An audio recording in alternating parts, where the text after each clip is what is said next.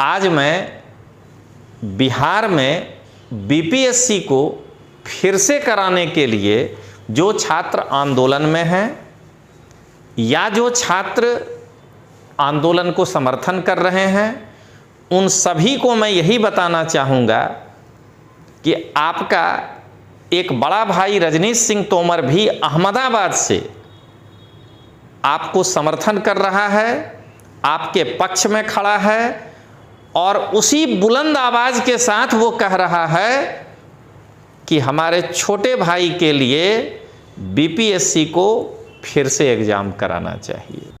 जब जब टीवी में बाइट देना हो, बीपीएससी के छात्रों को मैं यही बताना चाहता हूं कि प्रशांत किशोर जितना देर भी गांधी मैदान में बैठा, जब भी कोई मीडिया या सोशल मीडिया उनसे प्रश्न पूछने या बाइट लेने गया, तब तब प्रशांत किशोर के दाएं बाएं पीछे जनसुराज के ही जो है पदाधिकारी बैठे होते थे और प्रशांत किशोर इशारा करके कहता था कि ये सत्याग्रह के जो है संगठन के लोग हैं, ये 50 लोग जो है अपना इसमें मेंबरशिप बनाए हैं, उनमें से किसी को क्यों नहीं सामने लाया। कि मैं पिछले 24 वर्षों से यूपीएससी और गुजरात पब्लिक सर्विस कमीशन की तैयारी करने वाले छात्रों को संविधान, इतिहास और करंट अफेयर्स का मार्गदर्शन दे रहा हूं और 13 वर्ष मैंने दिल्ली के मुखर्जी नगर और राजेंद्र नगर में पाली भाषा और साहित्य पर छात्रों को मार्गदर्शन दिया है। इसलिए इस आंदोलन में या बीपीएससी की परीक्षा को लेकर के जो मैं कहने जा रहा हूं, उसमें मेरा भी एक अपना अनुभव है। आप लोग जरा उसको उस हिसाब से विचार करिएगा। मैं बीपीएससी की तैयारी करने वाले सभी छात्र और तैयारी कराने वाले शिक्षकों से ये निवेदन कर रहा हूं कि दोनों ही पाली का पेपर बहुत लो था, ये मैं भी मानता हूं, क्योंकि मैं भी 24 साल से यही तैयारी कराता हूं।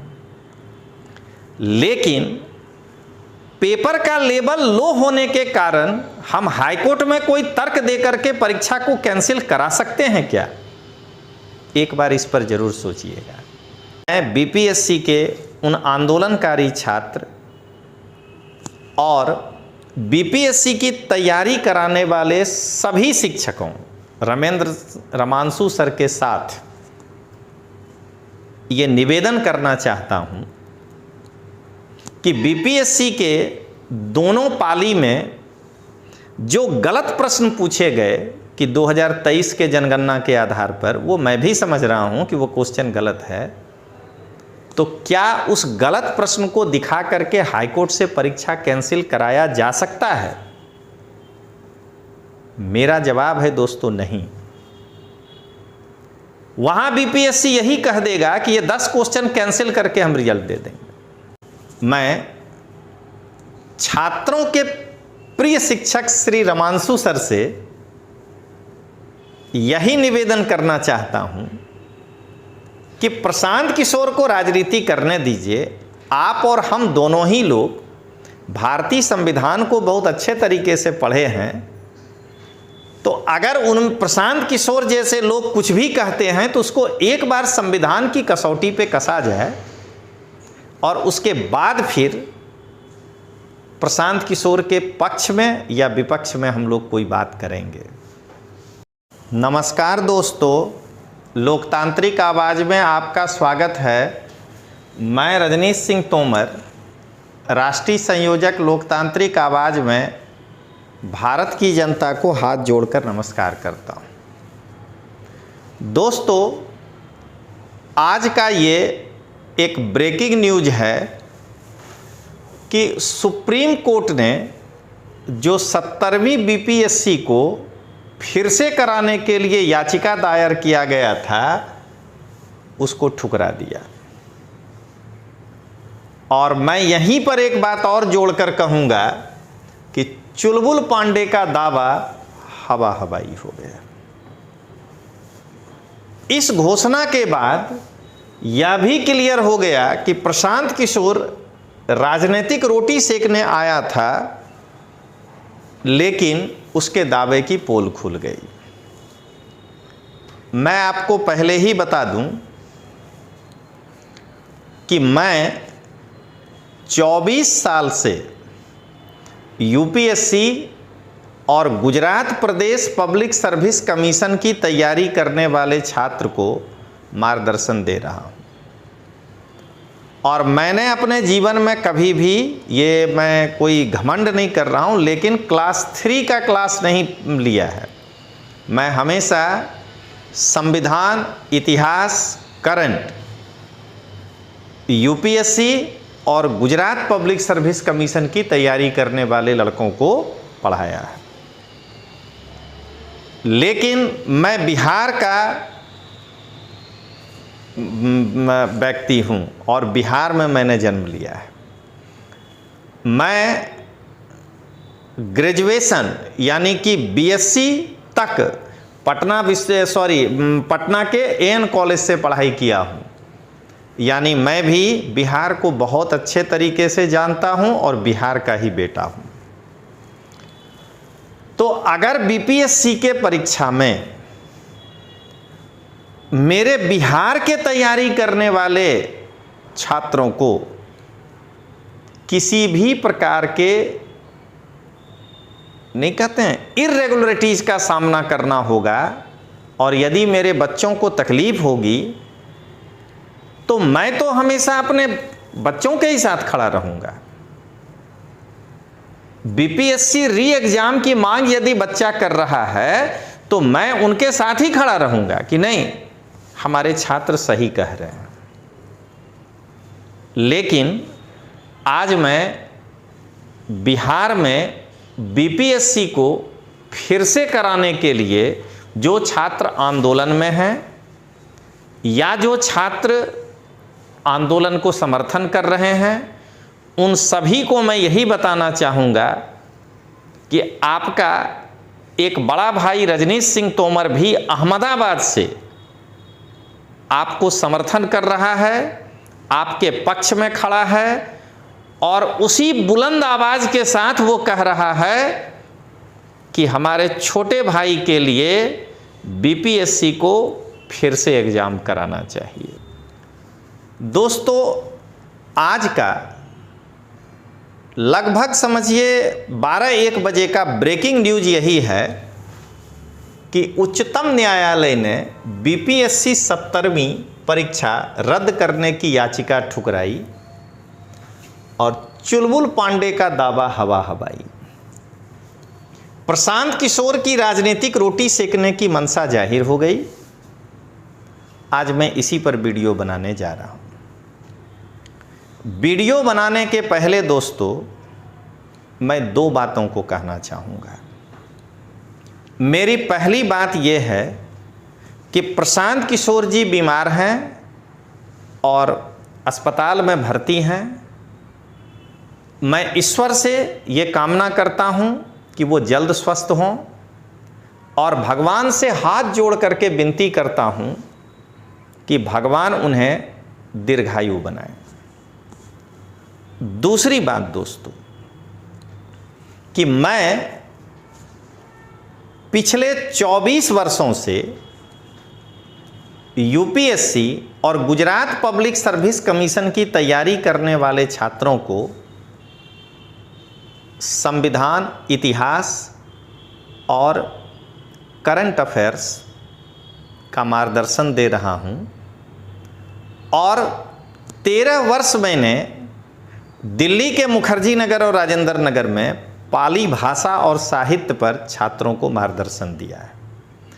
इसलिए इस आंदोलन में या बीपीएससी की परीक्षा को लेकर के जो मैं कहने जा रहा हूं, उसमें मेरा भी एक अपना अनुभव है। आप लोग जरा उसको उस हिसाब से विचार करिएगा। मेरा ये पूरा व्याख्यान 2 भागों में होगा। प्रशांत किशोर किस तरह से बिहार के बीपीएससी के छात्रों के मांग को किनारा कर दिया और खुद को हाईलाइट कर लिया वो मैं बताऊंगा, और मैं रमांशु सर के साथ भी थोड़ी सी वार्तालाप करूंगा अगर मेरा वीडियो वहां तक पहुंचे, क्योंकि रमांशु सर को मैं डे 1 से देख रहा हूं कि इस आंदोलन में वो एकदम हृदय से और सच्चे मन से लड़कों के साथ जुड़े हुए हैं।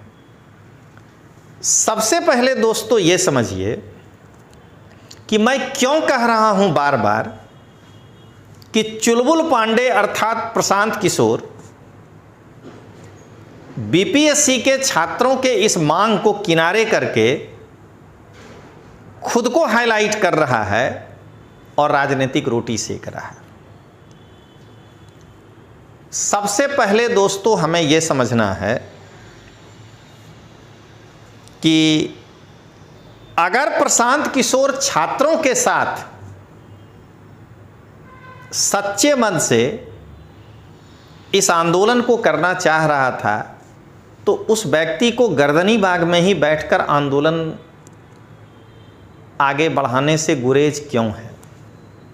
वो क्यों उस आंदोलन को हाईजैक करके गांधी मैदान लेकर आया?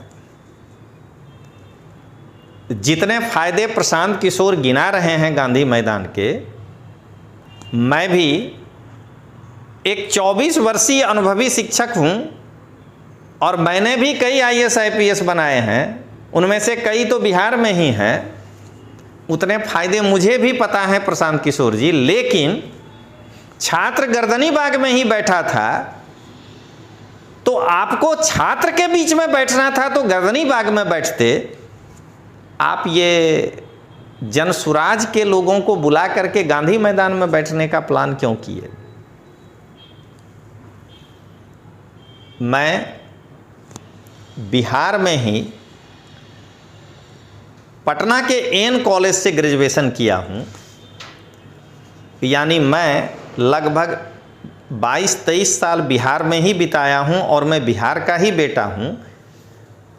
इसलिए बिहार में जो बीपीएससी के छात्र हैं उनके प्रति तो मुझे भी हमदर्दी होगी, और इसलिए मैं इस बात को पहले क्लियर कर दूं कि बिहार के छात्र जो री एग्ज़ाम की मांग कर रहे हैं, रजनीश सिंह तोमर का उस पर पूरा समर्थन है, और मैं भी बीपीएससी से मांग कर रहा हूं कि कृपा करके इस दोनों एग्ज़ाम को हटाइए, बहुत रायता फैल गया, और फिर से एग्ज़ाम कराइए। अब आइए दोस्तों, यदि प्रशांत किशोर बीपीएससी के छात्रों के आंदोलन को हाईजैक नहीं किया तो जब प्रशांत किशोर धरने पर बैठे तो उनके एक तरफ दाएं तरफ जनसुराज के ही सदस्य, बाएं तरफ जनसुराज के ही सदस्य पदाधिकारी, सत्याग्रही छात्रों के संगठन का कोई भी जो है मेंबर प्रशांत किशोर के बगल में क्यों नहीं बैठाया? प्रशांत किशोर, जरा समझिएगा बीपीएससी के छात्र, जब जब टीवी में बाइट देना हो, बीपीएससी के छात्रों को मैं यही बताना चाहता हूं कि प्रशांत किशोर जितना देर भी गांधी मैदान में बैठा, जब भी कोई मीडिया या सोशल मीडिया उनसे प्रश्न पूछने या बाइट लेने गया, तब तक प्रशांत किशोर के दाएं बाएं पीछे जनसुराज के ही जो है पदाधिकारी बैठे होते थे, और प्रशांत किशोर इशारा करके कहता था कि ये सत्याग्रह के जो है संगठन के लोग हैं, ये 50 लोग जो है अपना इसमें मेंबरशिप बनाए हैं, उनमें से किसी को क्यों नहीं सामने लाया? इसलिए मैं कह रहा हूं कि प्रशांत किशोर राजनीति कर रहा है। अब मैं रमांशु सर का पूरे दिल से, जबकि मैं उनसे उम्र में काफ़ी बड़ा हूं, लेकिन इज्जत करता हूं। रमांशु सर ने छात्रों के साथ जो आंदोलन में भाग लिया वो काबिले तारीफ है। डे 1 से रमांशु सर छात्रों के साथ बैठे हैं, लेकिन मुझे गांधी मैदान के आंदोलन के बाद ऐसा लगता है कि रमांशु सर को प्रशांत किशोर ट्रैप कर लिया है। या मतलब भावनात्मक रूप से ट्रैप कर लिया है। उनको बार बार छात्रहित दिखा रहा है, लेकिन रमांशु सर छात्रों के उस हित को देख करके उस रियलिटी में नहीं आ पा रहे हैं कि आखिर प्रशांत किशोर करना क्या चाहता है। मैं बीपीएससी की तैयारी करने वाले छात्रों को ये बताना चाहता हूँ कि जितने लोगों ने कहा कि मैं इस केस को सुप्रीम कोर्ट लेकर जाऊंगा, तो आज सुप्रीम कोर्ट ने इस याचिका को क्यों ठुकरा दिया। मैं बीपीएससी की तैयारी करने वाले छात्रों को 24 वर्षों से यूपीएससी और गुजरात पब्लिक सर्विस कमीशन की तैयारी करने वाले एक अनुभवी शिक्षक के रूप में बताना चाहता हूं कि आपने आर्टिकल 131 पढ़ा होगा, जिसमें उच्चतम न्यायालय की प्रारंभिक क्षेत्राधिकार है।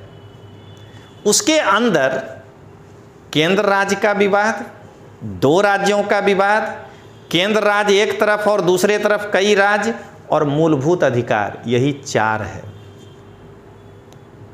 तो फिर आज जो कोर्ट में केस गया, क्या वो इस 4 में से आता है? तो इसका मतलब छात्रों के आंदोलन को भरमाने के लिए ये लोग गए थे सुप्रीम कोर्ट। जब हमें मालूम है कि हमें पहले हाईकोर्ट मूव करना चाहिए, हाईकोर्ट में जब हमको हमारे तरह का निर्णय नहीं आएगा तो हम उच्चतम न्यायालय जाएंगे, तो फिर ये लोग क्यों मूव किए थे, ये समझिएगा। या प्रशांत किशोर जैसे लोग छात्रों को क्यों अब तक सब्जबाग दिखा रहे थे कि मैं उच्चतम न्यायालय तक नहीं छोड़ूंगा। बीपीएससी की तैयारी करने वाले छात्र यह भी समझते होंगे कि आर्टिकल 132 और 133 में अपीलीय क्षेत्राधिकार है, जिसके तहत पहले हाईकोर्ट में हमको केस करना है, उसके बाद हमें अपील के लिए जाना है। और मुझे पूरा भरोसा है कि इस बात को एग्री रमांशु सर भी करेंगे। अब मैं आता हूं कि अभी भी बीपीएससी की तैयारी करने वाले छात्र जरा एक बार गौर करिएगा जो मैं अब बताना चाह रहा हूं। मैं बीपीएससी के उन आंदोलनकारी छात्र और बीपीएससी की तैयारी कराने वाले सभी शिक्षकों रमांशु सर के साथ ये निवेदन करना चाहता हूं कि बीपीएससी के दोनों पाली में जो गलत प्रश्न पूछे गए कि 2023 के जनगणना के आधार पर, वो मैं भी समझ रहा हूं कि वो क्वेश्चन गलत है, तो क्या उस गलत प्रश्न को दिखा करके हाईकोर्ट से परीक्षा कैंसिल कराया जा सकता है? मेरा जवाब है दोस्तों, नहीं। वहां बीपीएससी यही कह देगा कि ये 10 क्वेश्चन कैंसिल करके हम रिजल्ट दे देंगे। मैं बीपीएससी की तैयारी करने वाले उन सभी छात्र और तैयारी कराने वाले सभी शिक्षकों को ये संबोधित करते हुए कहना चाहता हूं कि क्या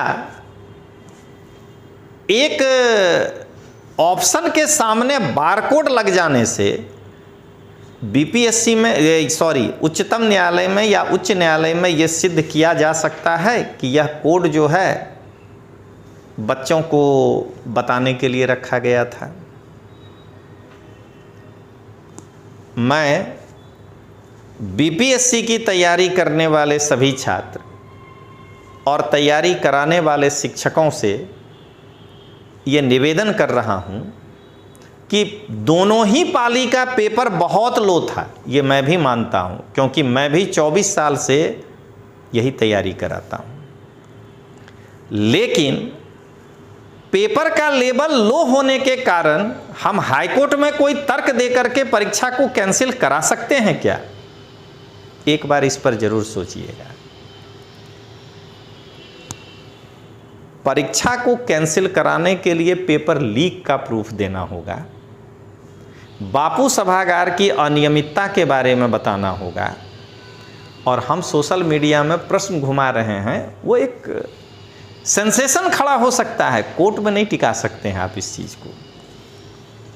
तो अंत में मैं छात्रों के प्रिय शिक्षक श्री रमांशु सर से यही निवेदन करना चाहता हूं कि प्रशांत किशोर को राजनीति करने दीजिए। आप और हम दोनों ही लोग भारतीय संविधान को बहुत अच्छे तरीके से पढ़े हैं, तो अगर उन प्रशांत किशोर जैसे लोग कुछ भी कहते हैं तो उसको एक बार संविधान की कसौटी पे कसा जाए और उसके बाद फिर प्रशांत किशोर के पक्ष में या विपक्ष में हम लोग कोई बात करेंगे। तो चलिए दोस्तों, मिलते हैं, तब तक के लिए जय हिंद, जय बिहार।